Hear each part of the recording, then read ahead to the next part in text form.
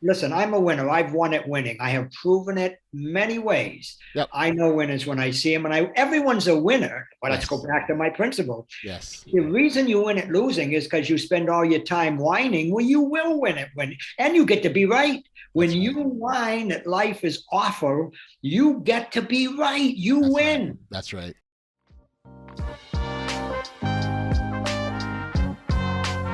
Welcome to the Audacious Living Podcast, hosted by my man, Audley Stevenson, the Odd Man. He'll unpack wisdom and insights from a cross-section of top quality performers in business, media, sports, entertainment, and lifestyle to uncover key elements to help you live your best audacious life ever. So without further ado, here is the Odd Man.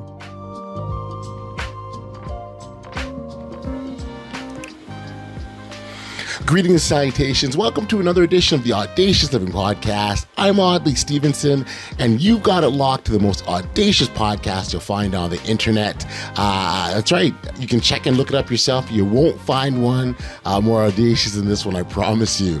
As always, I appreciate you being on this journey with us and thank our listeners as we continue our ongoing goal of helping you live your best audacious life ever. I'd encourage you to connect with us through our social media channels. We're on Twitter and Instagram under the handle The Audacious Pod. And then if you head over to Facebook, type in Audacious Living Podcast in the search engine, you'll find us there as well. And if you are watching on YouTube, then subscribe to our channel by tapping the bell down below. It's that easy. So like, follow, subscribe, and share. Let's do our part to keep this audacious conversation going. Now, on the topic of keeping the conversation, we're going to be joined by author and entrepreneur, Mr. Rob White, on this edition of the podcast, and he'll spend some time talking about the internal conversations that goes on inside of our heads. You know, it's that topic of self-talk, and this is an important one because first off, we all do it whether we realize the conversation is happening or not. And the manner in which we speak to ourselves is so important. Are we being critical, the way we talk to ourselves, or being negative, displaying negativity, or are we giving ourselves grace and mercy when we're having these conversations? Just think about that for a second. You know, that negative voice who's putting us down, in Rob's new book, he refers to that as the intruder. The book itself is called The Maestro Monologue, Discover Your Genius, Defeat Your Intruder, and Design Your Destiny. And it's a really great book because it reminds readers that they're in full control and have the ability to design their lives while at the same time fighting off those negative thoughts whose sole purpose is to create chaos in our lives. You know, I had a delightful and insightful chat with Rob, and I think for listeners will appreciate hearing about his journey and his life events that brought him to where he is now and how he's using those experiences to inspire others. So without any further ado, here's my conversation with Rob White. Enjoy.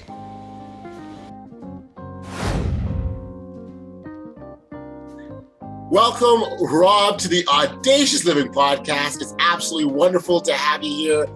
Thanks for spending the time today. Well, thank you, Audrey. You're a character already, so I'm going to have a good time. Thank you. Well, I appreciate that. It absolutely is. So this podcast for me very much is an opportunity for, serves a couple of things. An opportunity to share. I think there's great value in just kind of sharing our individual lessons through our stories. We all got a story, right, Rob? So, you know, that story, it has a way of uplifting and inspiring and impacting people in profound ways. And so I'm always a big proponent of just sharing and just to connect. I'm a connector by nature. So, that's what we do here. So thank you for spending some time and talking about your story. So I said story. Let's kind of get into your story because yours is an interesting one. You've had a diverse background: teacher, author, writer, real estate guy. I mean, you've done a little bit of everything, it seems. Well, thank you, Audrey. Actually, sharing, we don't learn if we don't share our own lives. If we just speak from books and intellectually, we memorize stuff, but we don't feel it. So, yeah, thank you. Right. Yeah. You're right. You don't live it, right? You don't experience it the way you should. And I said it before, but the thing that always is remarkable is so when you're going through something, whether it's an unfortunate situation or a challenge or whatever, it's really easy to feel like no one has any idea what you're experiencing or going through, and no one can understand it. And then when you hear someone that goes, "Oh yeah, I know what that's all about," Yeah. the upliftment and the encouragement it provides. So again, going back to thinking about sharing, it's so important. I encourage it. Thank you. Thank you. Thank you. Uh, well, I was born in a small mill town, 8,000 people. Poor town. It wasn't, I'm talking about back in the 40s. I've been around. I've been around the block. And there wasn't much there. I was born on the wrong side of the track in the small mill town, a lot of alcoholism, anger, victim mentality. And my first breakthrough was when I was 14 and I was a wise guy. That's what I learned to do to survive, be a wise guy. Right. And the principal of my school sat me down and said, Bobby, that's what they called me back then. Yeah. You're a winner, but I don't know if you're going to win at winning or win at losing. Wow. I didn't know that you could win at losing. Oh my God, that never even became a, what do you, and I said, what do you mean win at losing? He said, well, you'll get a job in the local mill. You'll go down to the local pub like everyone else, get drunk on Friday nights, you'll get married, have a few kids, and if you're lucky, you won't get a divorce. That's winning at losing. Maybe that's what you want.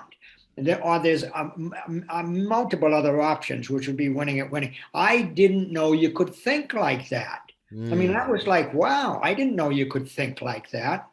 And so I chose at that point to go to college because his point was you got to, you're smart, you should go to college. So I was the first in my family and one of the few in my town ever to go to college. Wow. And when I went to college, Audrey, what I got, I paid my full way all by myself. No scholarships, no aids, Yeah. no student loans. I flipped flapjacks and things like that in the restaurant at college, the cafeteria, by night and studied by day and got through. And at the end of college, though, I was confronted once again, Audrey. You see, we're attached to being attached. Okay. And what we're most attached to, human beings, is our identity. Yes. We will die in the name of our identity. Even if it's a crappy identity. You're right. You're right. You're right. We'll die proving it's mine, and don't you take it away from me. And I had a chance, my principals contacted me to come back to Athol, teach, you'll be a hero, I'll love you, my God, look what you did. But I realized if I did that, I was back at Athol. Now I just be a teacher that got married, had 3 kids, got drunk on Friday nights, and hope they didn't get a divorce. Right. But you still won.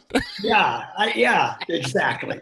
So I still won. I would thank you. That's great. Win at living. So I chose the big city, Boston.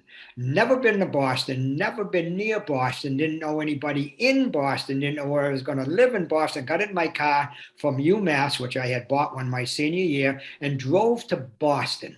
I'm going to tell you, nothing is scarier. I'm not saying, boy, wasn't this exciting. It was like wetting my pants. Am I out of my freaking mind? Why don't I just go to Apple? Yeah. Well, when in Boston, long story short, I became a school teacher, Boston school teacher. Uh-huh. For 17 years, I loved it and liked it and felt like I was a contribution. But underneath that, I always wanted to be like Mr. Cass. Mr. Cass was the only guy in Athol who was an entrepreneur, a businessman, and made a lot of money and had a nice farm with horses and cows. I wanted to be an entrepreneur. Okay. At 17, I went into my principal of my school, Mr. Kearns. I'm not coming back next year. What are you, out of your mind? 17 years? You're crazy. At least do 3 more. You got limited retirement and a health plan. And I want to be an entrepreneur millionaire. Well, my father said to me, Bobby, you don't need a psychiatrist. You need a team of psychiatrists. But what's funny about that is the dream or what we have inside of us is burning so strong, and we've got that desire to do something, to do more, and we see where our potential is, and we see what that possibility could be, and that's what we're focused on because it's inside of us. No one else can see it, so they would absolutely think, absolutely, a team of psychiatrists at the very least is what you need, right? Beautiful. That's funny about family and even friends. They will see you as the limited self that you presented. And now, when you decide you don't want to be that limited self, they will insist you continue to be that limited self. Yeah. And what I find interesting in that, Bob, is that there are also times, and similar to the example that you gave with the principal, as a young boy, they'd see something in you, right? So there are sometimes people will see something in you that you don't recognize in yourself, that you're meant to do more, you can do more, you should do more, and that's the kick in the pants we sometimes need. And there's the other side, as we just shared, where people want you to be this limited version of yourself, and so it's sometimes it can be a bit of a conundrum of who you listen to, right? Because both sides potentially could be right, right? Yeah, well, that's what I've discovered from that. I went on to become very successful and make a lot of money. I mean, serious money, tens of millions in the real estate development industry on the East Coast and West Coast. Okay. Then I got excited about restaurants and repeated that success in the restaurant business. Wonderful. And now I'm an author report and an international best-selling book author. Good for you. And what I have to say, not from arrogance, but from wisdom, is yes, life is always presenting us with everyday, ordinary, unassuming guru, someone who believes in you and does say the right and perfect thing at the right and perfect moment. Yes. I remember when I quit teaching, and my colleagues, my teacher friends, my family, everyone thought I was insane. And I was walking down the street and I saw a book upside down. Who doesn't buy it? It looked brand new. So who doesn't pick it up? The name of the book was How to Get Rich in Real Estate by Robert Kent. I mean, please, life isn't trying to tell. I didn't know what I was going to get rich in. I just knew I was getting rich. That's something. I love it. And so by Robert Kent. And there it is again. It's like life is here, but you got to. And so I read the book and paid attention to the book and got rich in real estate. And by the way, when I met my first very successful, wealthy friend, because you tend to hang around with people of your same income. Yep. And I met a friend who was very successful and wealthy, and I wasn't yet, but I wanted to be. Ed was his name. And I said to him, I want to be rich like you. And so he said, all right. And I got like, all right, like, I know, I get it. So go ahead. Not like, well, and there was no hesitation. I never had anyone just look at me and say, all right. Right. And then I thought, okay. And he had nothing more to say, but I got his looking at me with total confidence in, perfect. Now you know what you're up to. So we had a lunch and everything. And then I got to know him well. And he helped me because he was older than me. And he helped me because he liked the fact that I was up to something and willing to take chances. You got to take chances, Audrey. You're not going to make it. Yes. Absolutely. Absolutely. I mean, I love that picture behind you there with your nice, your jacket on. I see a winner there. I see someone who is up to making a difference in the world. Thank you. And there are people out there who recognize that. And I'll tell you who it is. People who are up to making a difference in the world. See, the principal in my high school, he wasn't the custodian whining about his job, angry and resentful. No. He was the principal of the high school. Right. He was up to making a difference so he could see it. Eddie could see it in me. Yes. And just as I'm looking at you there and in life, in this picture, but that one there, yes. There's someone says, what do you think about this guy? I say, I'll tell you what, he's a valuable contribution to the human race. I'm telling you right now, you don't look like that unless you mean it. See, you can pretend you mean it, but if you don't mean it, we can see through your pretense. And Thank that's you. the genuineness, that authenticity, isn't it, Audrey? It is, Rob, and so first off, thank you for the wonderful words, and I appreciate that. When you operate from a position of just being true to yourself, and use the word authenticity, and you operate, and I'm speaking from my perspective, when I operate from that platform, right, that's my starting point, and everything I do comes out of that.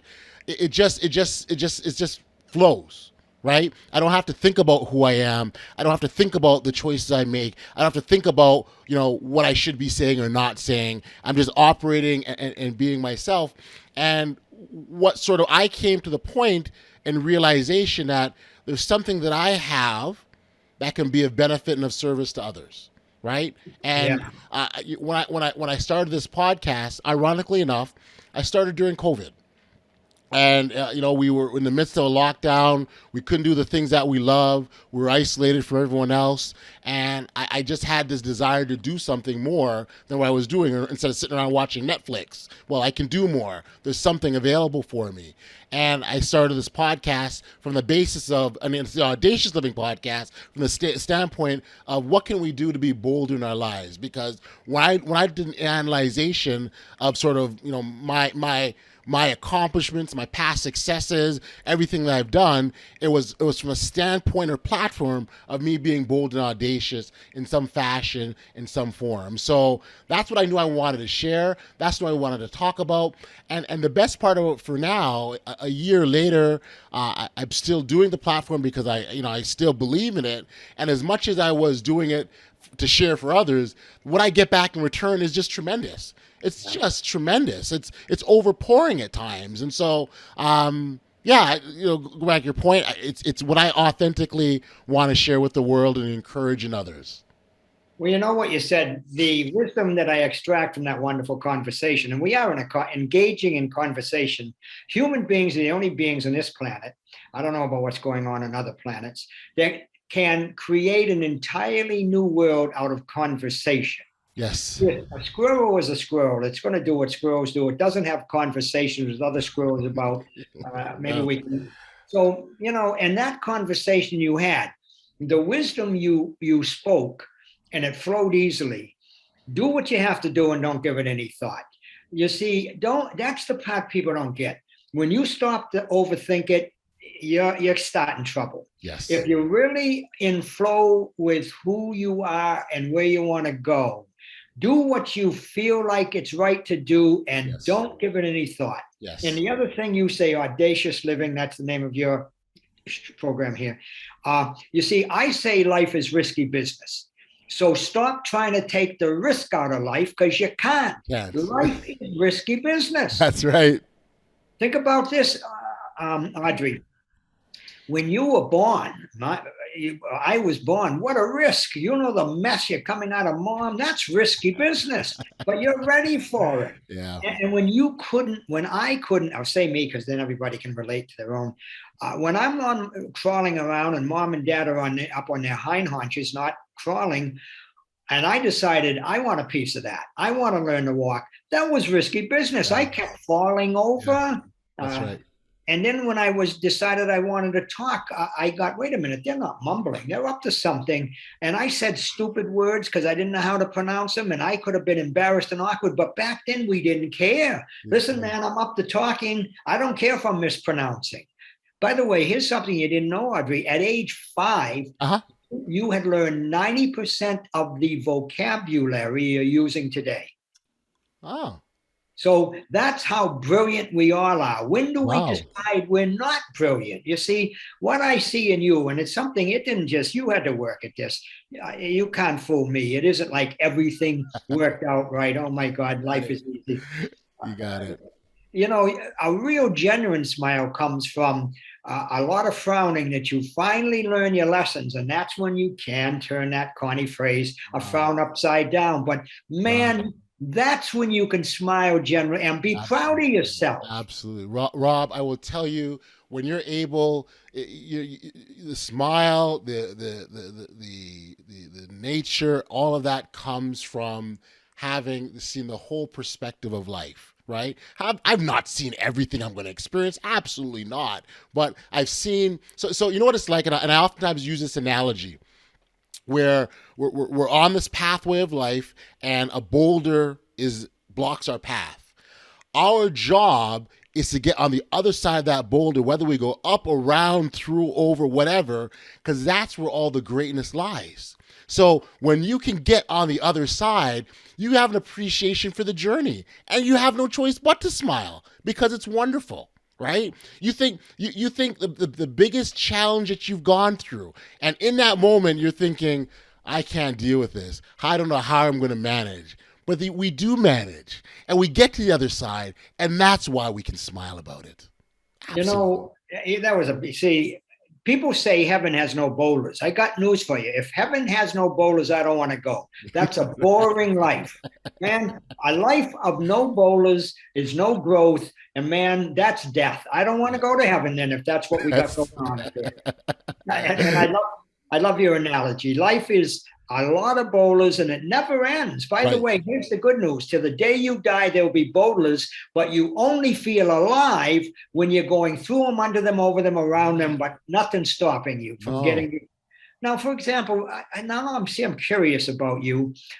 I can see you as a big radio host, or on stage in front of an audience. You've got a very powerful, authentic, spiritual Thank you. sense to yourself. Thank you. And I say that not to build you up, because it's to let you know someone myself. Yep. Listen, I'm a winner. I've won at winning. I have proven it many ways. Yep. I know winners when I see them, and everyone's a winner. But let's go back to my principle. Yes. The reason you win at losing is because you spend all your time whining. Well, you will win it and you get to be right. When That's you whine that life is awful, you get to be right. You That's win. right. That's right. And that's, again, I say to you, I didn't. People say to me, well, you must have not made many mistakes to do so much. Are you kidding? Oh I man. made 10,000 more mistakes Absolutely. I get it. I than the get it. person. Yeah. My brother Kyle and I love. We need those mistakes, Rob. We need them. See, that's the whole. I have a metaphor for that, Audrey. It's mistakes. Here's how I spell it: MISS-TAKES. Mistakes are meant to learn from them so you can refine what you did and do a retake. And then you pick up the megaphone like the Hollywood producer and you celebrate. That's a take. See, mistake, retake, Yes. that's a take. That's how life happens. That's how success happens. It's not retake. It's not that's a take, that's a take, that's a No. take. No.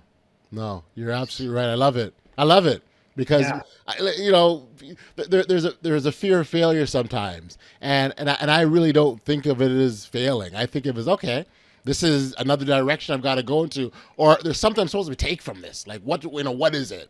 And so I often, another saying I oftentimes talk about is, I don't have bad days. I have bad moments, right? Because those moments are what, and it could be a bump in the road, a hiccup, whatever, but they're not going to affect the entire day, because when we talk about possibilities and potential, there's so much more the rest of the day can unfold. And how many times has it happened where something happens to start the day off? We're driving to work and someone cuts us off. Does that mean the rest of the day is ruined? Well, absolutely not. There's so much more to it. Oh, that's beautiful. You see, I say there's two selves. There's the maestro, my book, The Maestro Monologue. Yep. That's the I am that is fully capable of conducting my daily affairs and orchestrating my life in an incredible way. Then there's the unwanted mental house guest, the naysaying voice that I picked up in my childhood when I heard 60,000 no's. Now, I have to decide which self is running the show here. And I'll tell you what, when someone cuts me off and I see myself getting all worked up and tooting my horn and all the stuff I can do, here's what I do, Audrey. I actually stop for an instant. I stop the car, my mind, and I say to myself, oh, you're good, to the other self. You're good. Oh, yeah. Let me get you. You sneak in at every opportunity, don't you? So you see, by simply acknowledging that other self, yes, it's a pattern interrupt. It gives me the opportunity to once again call upon the I am that I truly am, which is the maestro. See, Yes. that's the I am, I ain't that I think I am when I get myself all upset, the unwanted mental. I can curse with the best of them. Don't think I can't. Boston guy, of course, right? Of course, yeah. Oh, you're funny. So no, this is good. You're, by the way, such an entertaining conversation. We Uh, don't learn if we're not entertained. absolutely. If you take these conversations gravely, you're going to the grave with them. You You got it. got to love the conversation, love the losses for the wins they're trying to point you toward, and share your losses for God's sakes. Yeah. Here's something people don't know. Yeah. Everyone knows the story about Bill Gates went to college, Harvard, of course, brilliant man. 2 years, quit because he was up to something bigger Yep. called Yep. computer. Yep. But what they don't get is he was up to something bigger. He started a computer company and it failed Yeah. miserably and he had to file bankruptcy. My God, what do you think? He just Yeah. went off and everything he did was gold? Well, No. no one tells those stories. We look at the glitz and the glamour, and oh my gosh, he was here. Or the other thing, and I'm glad you used Bill Gates as an example. So they talk about he went to college, but he dropped out, right? Yeah, And people yeah, focus on, oh, he dropped out, but that doesn't mean he stopped learning. He yeah, still sure. learned. He just Yeah, changed the environment, but he still learned. He still developed, and he still improved himself. And so it's really interesting how sometimes the piece that people focus on isn't the most important part of the story. They yeah, think it is, yeah, right? They focus yeah. on the outcome, but there's much more than that. That's yeah, one of my heroes is Michael Jordan.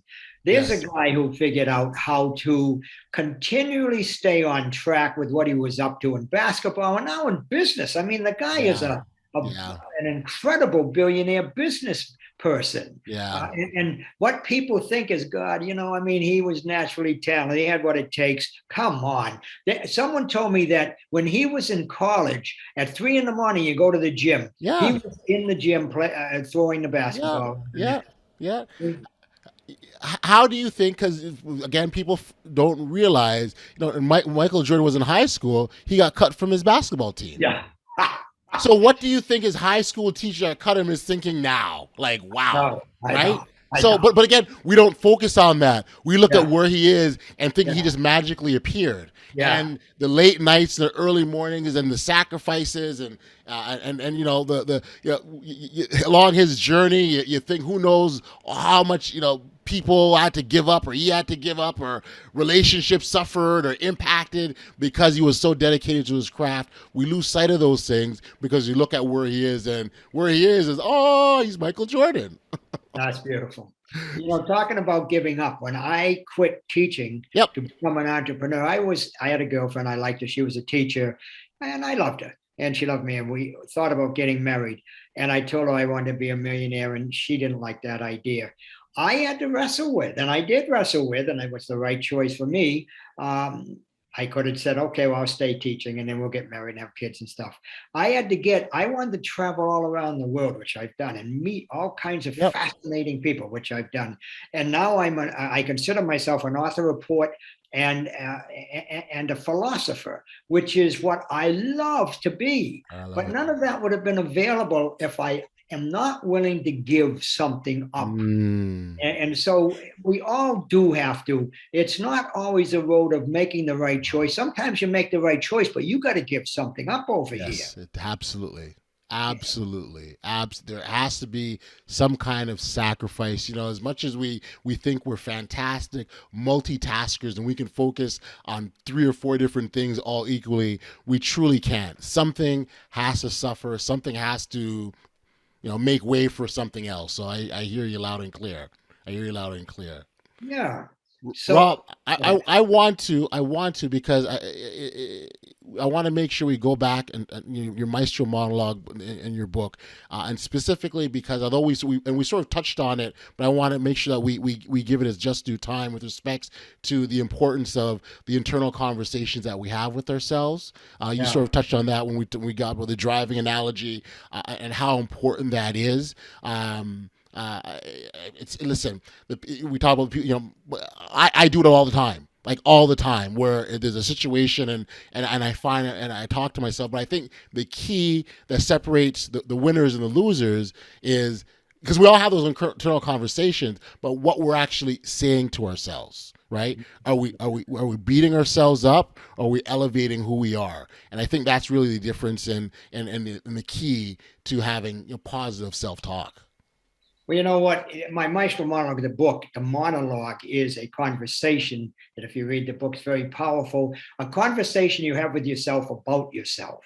That is the most important conversation I'm always having. My favorite question I ask myself constantly, Audrey, is this: is what I'm doing right now worthwhile? And if it isn't, and it starts with, is what I'm thinking right now worthwhile? Because anything I'm doing is following what I'm thinking. So we do have two voices in our head, if I may. One Yes. is there to encourage us to be all we're here to be, and the other is discourage us and tell us, play it safe. Play it safe. Life is risky business. Love risky business, like you do, Yeah. like I do. Right. Right. I go, even now, I still jump out of airplanes with parachutes on. I don't Of want you to course. think I don't have. I'm gonna see how risky life is without the parachute. No, no, I get it. No, but I think I think that's where the true joy in life comes from, right? When you're taking those chances, instead of wondering the what if, it's like, well, why not, right? And one of the questions I always find myself asking is, okay, so what's next? What's next, right? And I think about what can that next look like, and I just can't say enough about the power of internal conversations, from a standpoint of growth, development, getting to a better place, reaching potentials. We talked about possibilities. These are all key aspects, but they start with the conversations in our head. The only thing that separates man from all the other critters on this planet is that we can have conversations with ourselves about ourselves. See, Mm. a polar bear can only be a polar bear, and he doesn't think about, well, what would a polar bear do? He just does You what just polar bears do. See, we can think like, well, what if first there's the man on the moon, and then there's what if we put a man on the moon? See, like there's the conversation we have with ourselves, and then we convince ourselves we can do it, and the next thing you know, we're putting a man on the moon. And what's the moon? What's my moon? Where am I putting myself? Constantly, I'm yeah. asking, and what I'm thinking right now of value, worthwhile to me? Because I can tell you, I can't watch some of these TV news. They'll get me going down the wrong lane. And even COVID. I mean, everyone is running around like a chicken with their head cut off, and the sky is falling down. I get it's a serious matter. Get your Yes. shot. Yes. But at the same time, my God, don't let it defeat the human race. COVID will not bring down the human race. Right. Our pandemic, our naysaying voice will bring down the human Yes. race. Yes. It's true because again it starts inside, and you look at every sort of major accomplishment, every success, it probably started with that sort of what if, what's next type of a question, right? And so what if we let the pandemic take over? Well, then we're done, as you said. But what can we do to overcome it, right? Maybe we may not make it go away, but how can we move on with it, or survive with it, or those are sorts of dialogues that I think are important to happen. And I'm so glad that you're deliberate in focusing your work on that topic. Well, I call it a panic demic. The pandemic is not nearly as destructive as the panic-demic that has shown up in the world of humanity. Now, Yes. you're a lot of fun. God, what a great smile. I know when I'm having a lot of fun having a conversation, when I'm having a good conversation. This Yeah. is a lot of fun Oh, because thank you. we covered some major wisdom. And if your Yes, listeners aren't getting it, they really should listen to this again. they do. And if I may just push quickly, my book is powerful. It's fun. It's Yep. easy. The Maestro Monologue, Amazon.com, Yep. Barnes & Noble. Yep. My website, robwhitemedia.com. It's all there. And the main reason I'm here with you, by the way, we were supposed to be yesterday, and Lauren said, no, he can't make it. I Yep. was fine. And then she said, go on his calendar. I go on your calendar. I said, well, for God's sakes, I can see him tomorrow at noontime. That's incredible. There we So go. here we are. It all works out. It does. I don't think we would have had as good a conversation yesterday. That's the way I think. I think we were supposed to get a good night's sleep and start today. That's okay? it. That's it. Hey, and I agree. No, I agree with you, right? Like things happen as they're supposed to. We, in the very beginning of the conversation, we talked about that, right? About things happening the way they should. And so today was the day it was supposed to happen. Rob, before we're not wrapping up here, but before we do, I do certainly want to give listeners something, right, that they can really chew on. We've given a lot of great stuff, but what I really want to do is focus on that individual who's struggling with those internal conversations, who isn't quite figuring out what's happening inside them, and also not making the connection to what's happening inside and what's happening around them and outside of them as well. The starting point for getting on track, I know you refer to it as the intruder, right? And dealing with that intruder. The starting point for an individual who's struggling with that topic. What would you suggest that be, Rob? Well, I love what you said. What my takeaway for anyone listening is awareness. Be aware there's two of you. There's one of you that's a natural winner, and there's one of you, unfortunately, that's a natural loser, and he'll win at losing. And number two, what do you do with that? I speak to that other self, the intruder, the naysaying voice. Don't argue with it. Don't push at it. Don't hate it. Just say, ooh, you're good. I see you there. I like that. I like that. You're good. That's a great line. Because in saying it like that, you interrupt the pattern. Yes. It allows you to now access that other voice that you're wanting to. Yes. So, it's that simple too. By the way, it's not 12 steps to success. It's easiness. Take it easy. Let life flow. Be aware. And buy my book. And there's nothing else you need. You good. It's like check. You covered all the boxes, Rob. That's awesome. Oh, you're funny. That's good. Oh, that was great. Okay. That's awesome. Well, look, you said a couple times, and I got to echo, this has just been a fabulous conversation. The chat has been enjoyable, very insightful. I can never have enough of these types of conversations, especially I walk away and say, yeah, that's uplifting, or that makes me think. Even when you think, if you're a listener out there, even if you think you got it, there's no way you walk away and go, oh, wow, even if it's a reinforcement of what you already believe, you cannot have too many of these types of insights. And so thank you for being here. Thank you for making it as special as it's been. And for our listeners, your website again, where can we send them so they can track you down? robwhitemedia.com. Thank you. Amazing. Well, Rob, listen, I appreciate you being here with me on the Audacious Living podcast. We know life is risky. We know it's audacious. And, it's our job to attack it, be bold, and take those necessary risks. Oh, that's beautiful. Thank you very much. Take care. Bye-bye.